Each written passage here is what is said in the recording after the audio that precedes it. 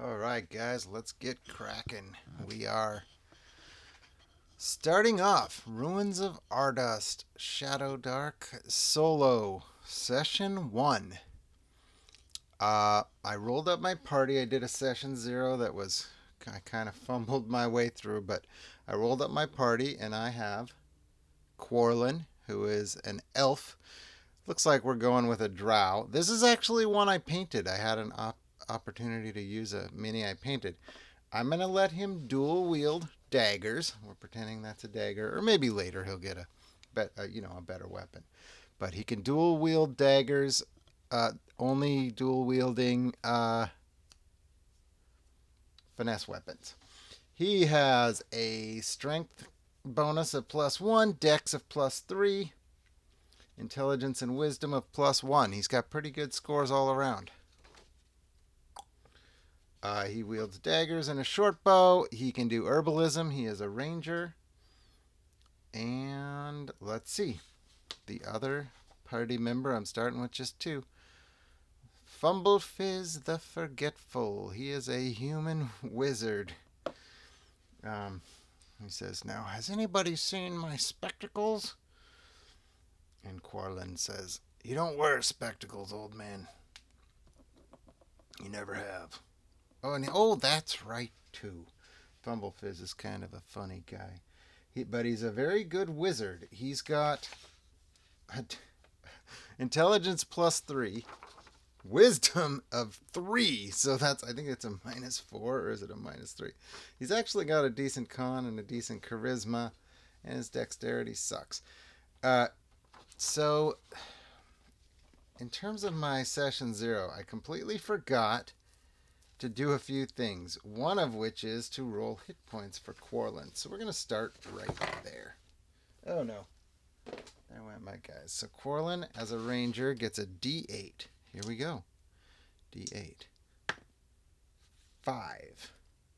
No con bonus. So 5 hit points. We'll go with it. Could be a heck of a lot worse. I also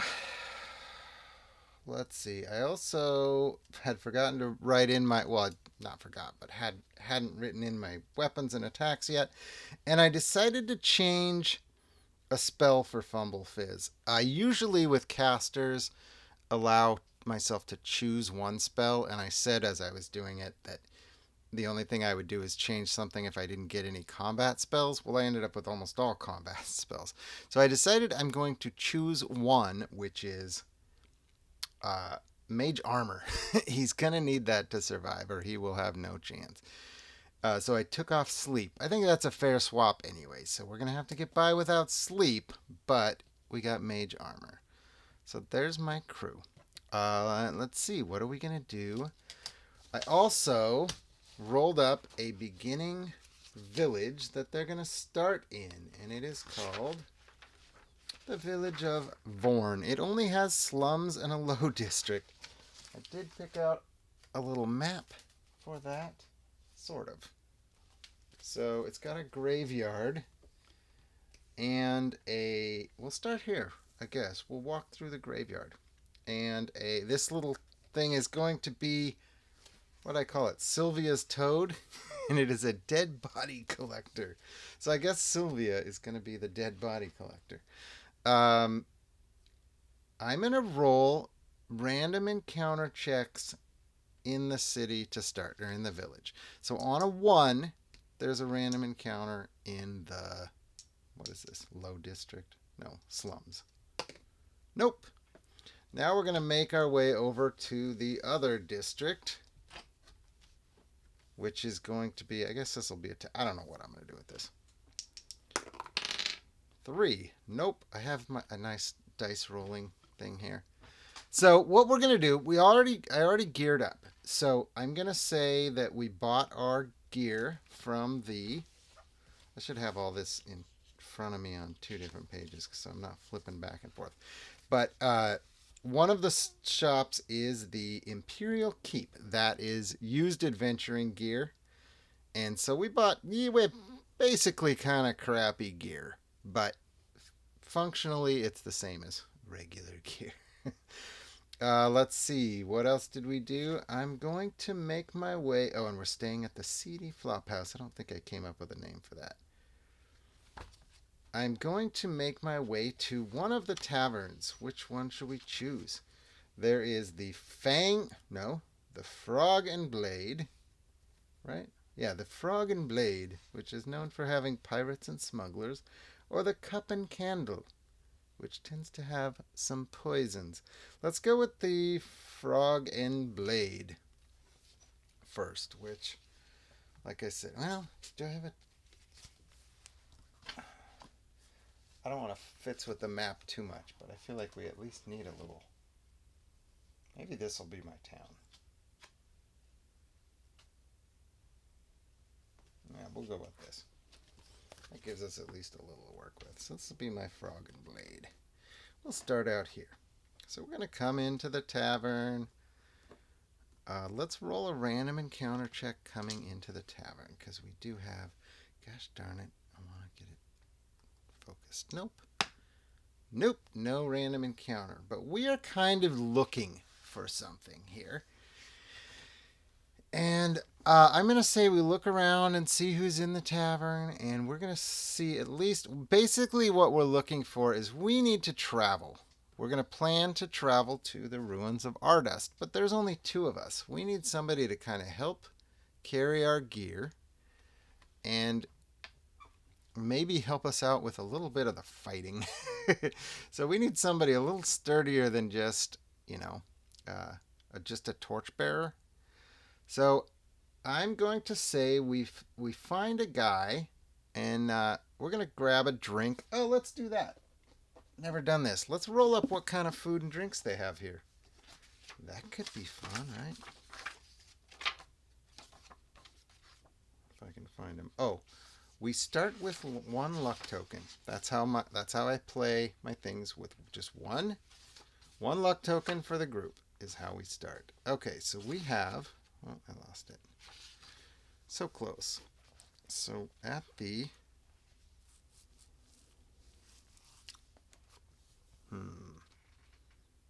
Frog and Blade. Is that what I said? At the Frog and Blade, they have 3 types of poor food. So we'll roll them up. Why not?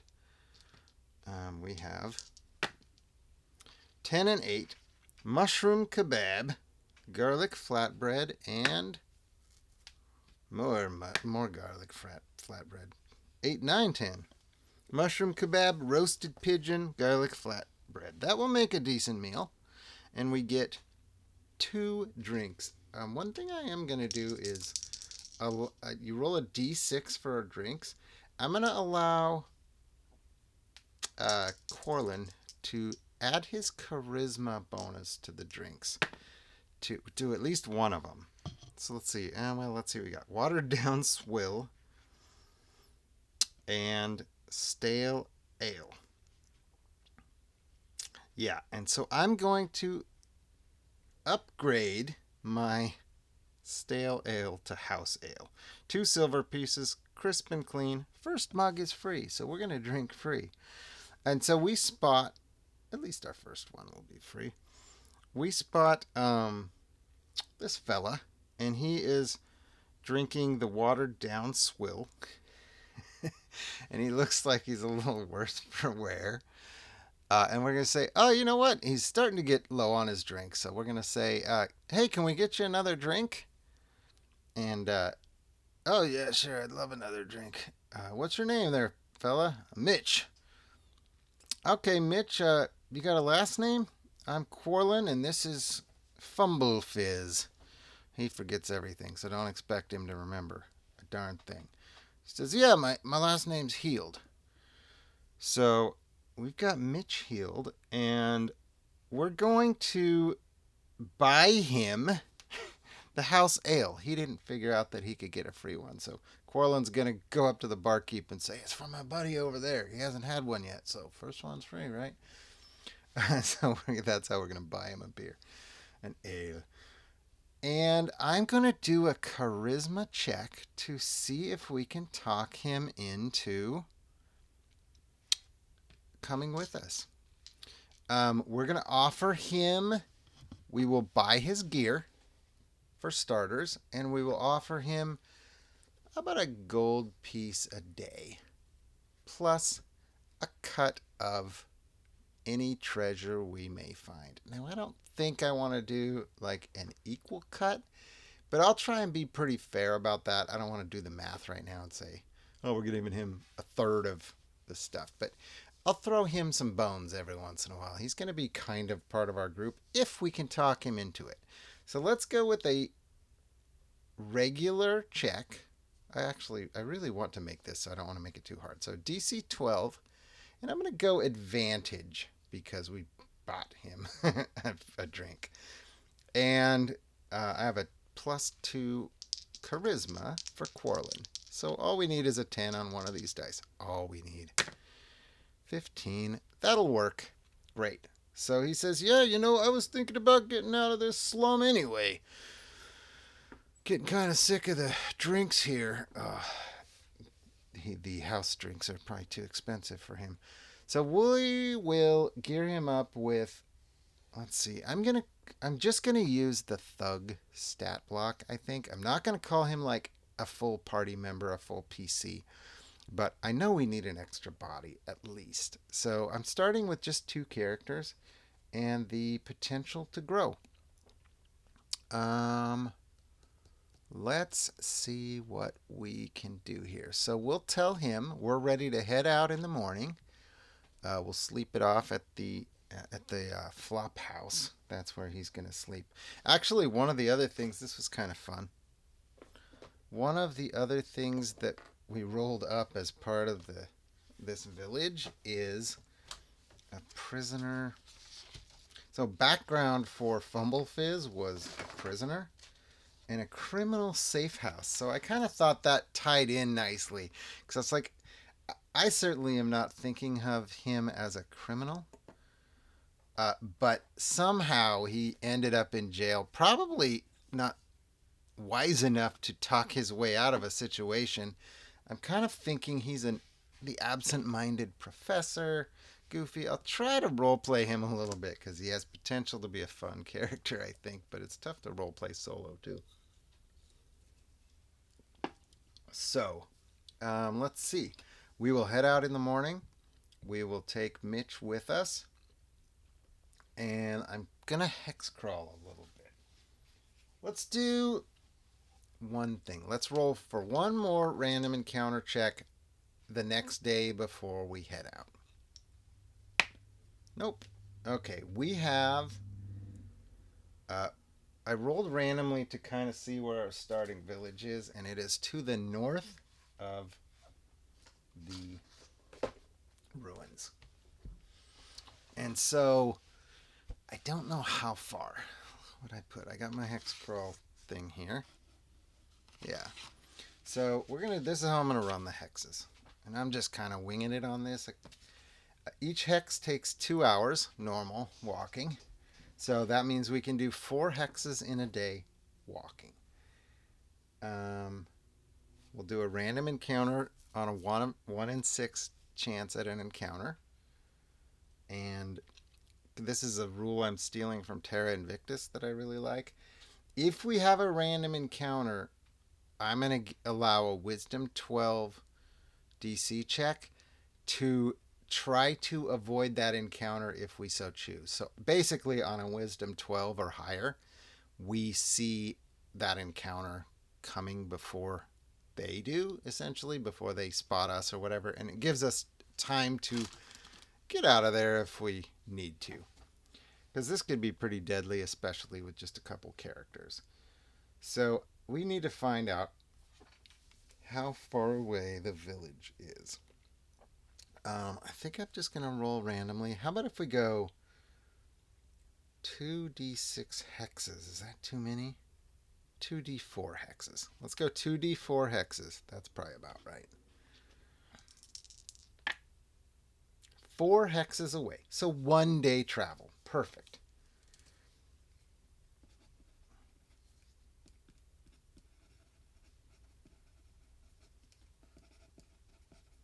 Okay, so that just means we have a full day travel And I'm just going to roll random encounter checks each hex. We're just on foot. We will have, let's see, did I get me?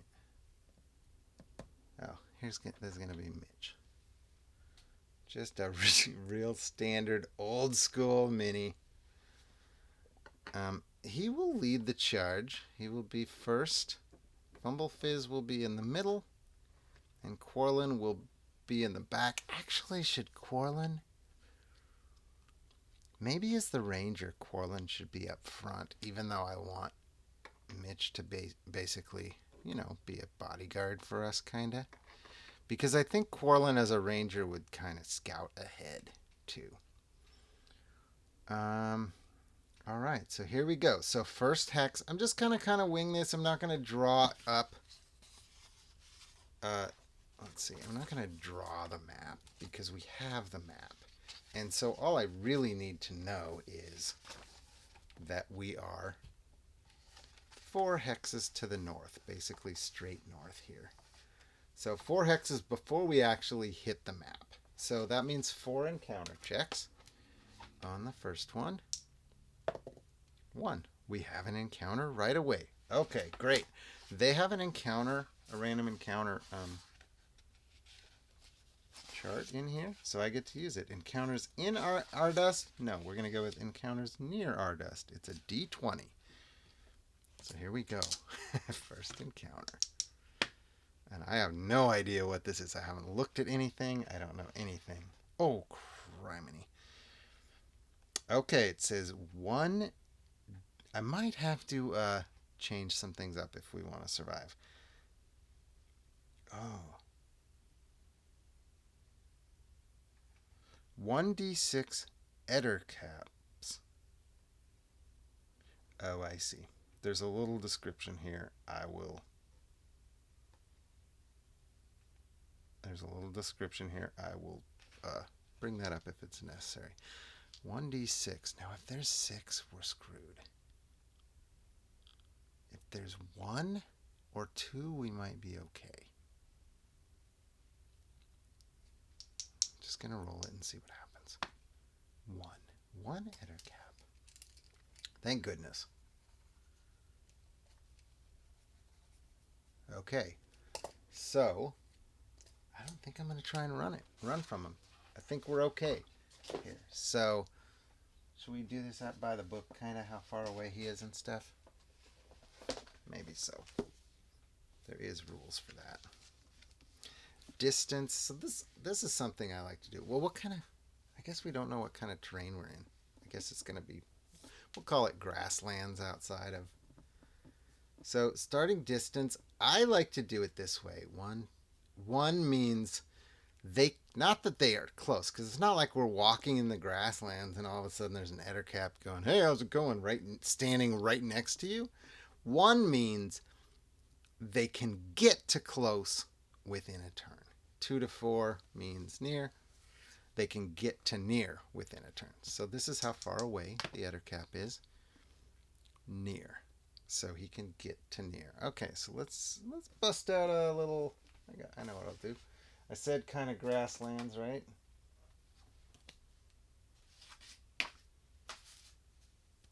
There we go. As usual. Do I have something I can... He can get to near, so we'll put a rock out there. And we will say, all right, I guess I need an Etercap. All right, we've got our Etercap here. He's going to be somewhat hiding on the back side of this rock, kind of. He was just sitting there just perfect, and now he doesn't want to stay. And I'm going to roll initiative. I didn't do a wisdom check because we didn't try to avoid it. I didn't even try. So I'm just going to roll initiative. We're going to do group initiative. Oh, I didn't say who is what. That doesn't do me any good. I actually was going to keep the green die for us. But I'll use the black die that I usually use. So I'm just going to reroll. That's not very fair. 15 for the Etercap. 5 for us. And let's see. Where's my book?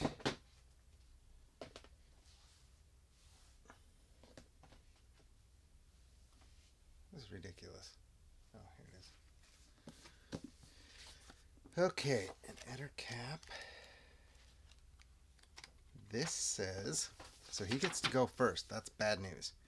So for starters, what I'm going to say is that we're passing by.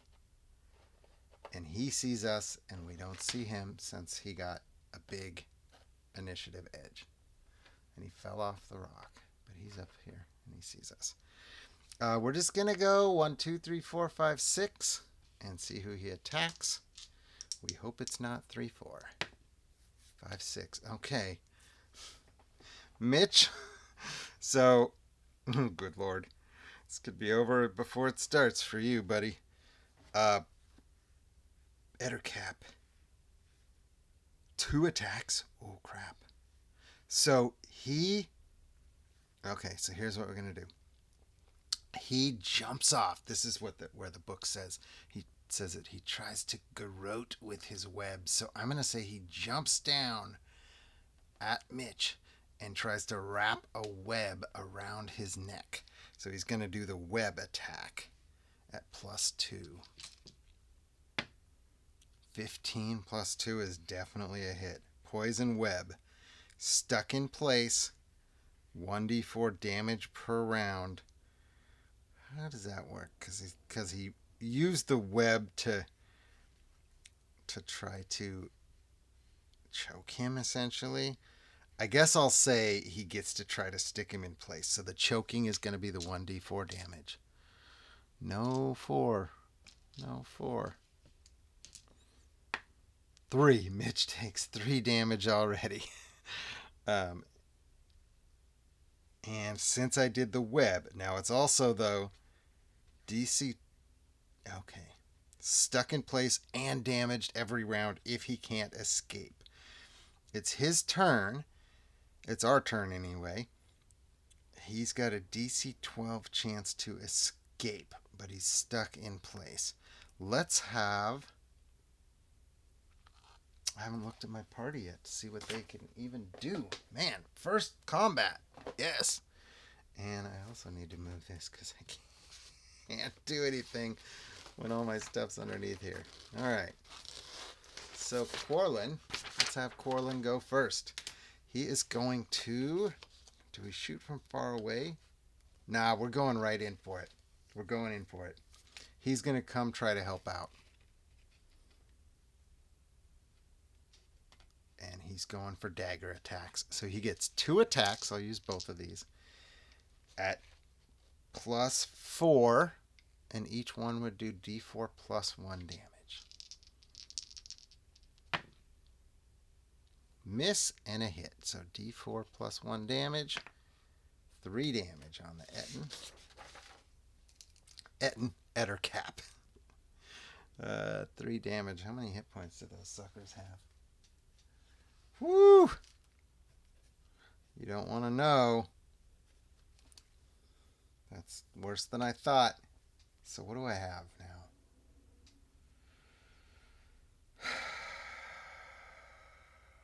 I gotta decide what I'm doing with Fumble Fizz. Mage Armor would have been smart, but now he can't really do that. He's gonna do Magic Missile, I think, because it's at advantage. So, Magic Missile. I've got a +5 for his spell checks. So he only needs to roll a 6. Oh no. 1. Nat 1. Averted. 18 hits. For how many? 4 on the Magic Missile. Nice. And now we're at Mitch.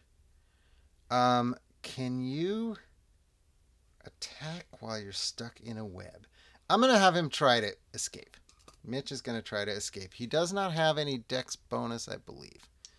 So he needs a 12.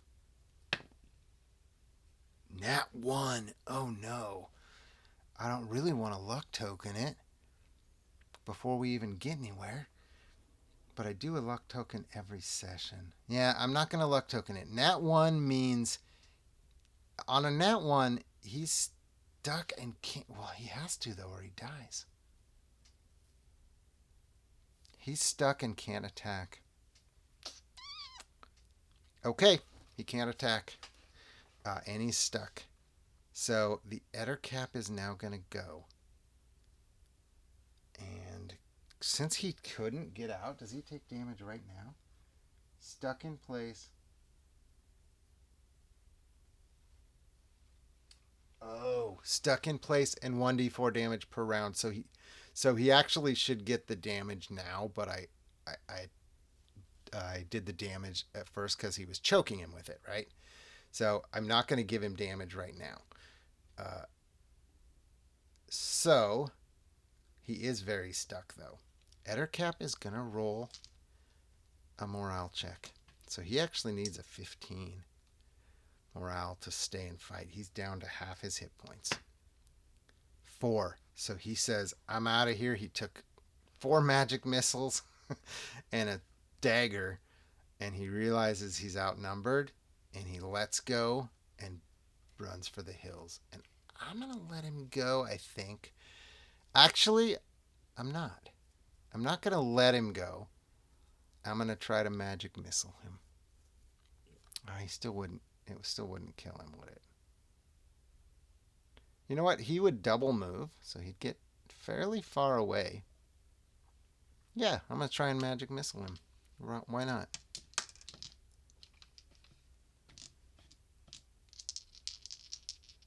Oh, I know why not. I might need to save Mitch. We're going to let him get away.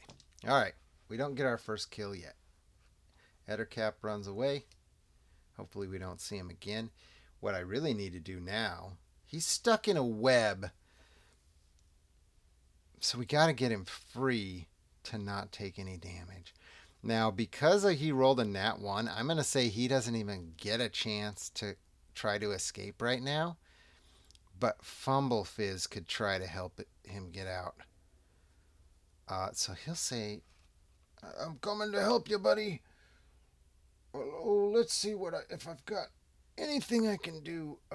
He does have burning hands, but if I burn the web, I think it would be too big of a risk.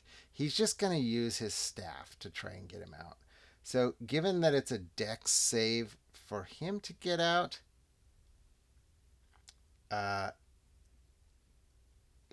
think I would make it a strength save to try and use his staff to pull the webs away. So I'm going to give him a strength check at normal, same DC. 18. Okay, Fumble Fizz. How about that? He gets in there with his staff and starts pulling the webs away. Careful not to touch them. And Mitch is able to get out. And he's not in the greatest shape. He's got 1 hit point.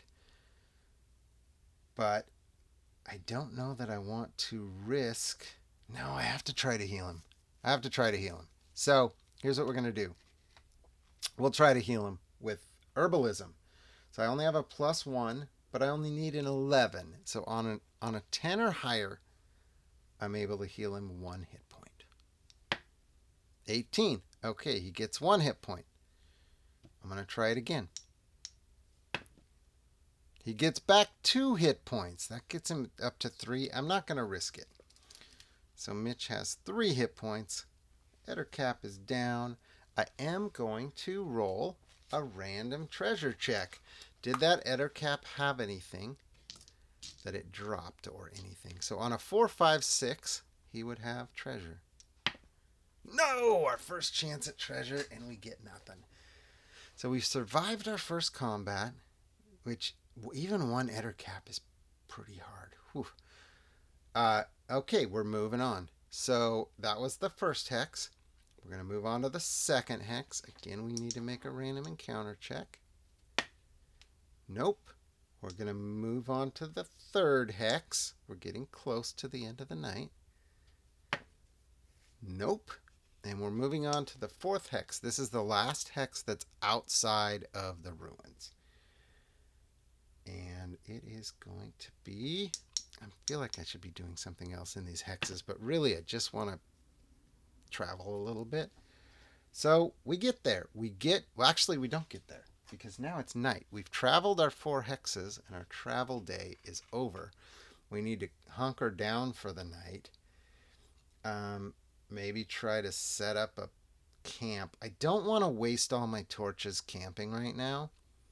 So we're going to camp quietly and safely in the dark. And we're just going to, once it's dark, we're just going to sleep with no torchlight. I don't think we want a torch, do we? So I will say that we kind of gather up some, maybe, I don't know that anybody has a thing they really need to do right now to rest. So let's see if we can camp. I have some sort of camping rules. So I have a ranger in the group. He would be fairly good at trying to find a good camping spot. So I'll use his wisdom, which is a +1, to see how good of a camping spot he can find. Ooh, a 19. So +1, that's a 20. So he finds a totally safe place. I'm going to say we don't have to even roll a check to see if there's a random encounter check. I think what I'll do, I've done in the past, I've done on a DC 18 or higher, there's no check. So no check to see if there's a random encounter.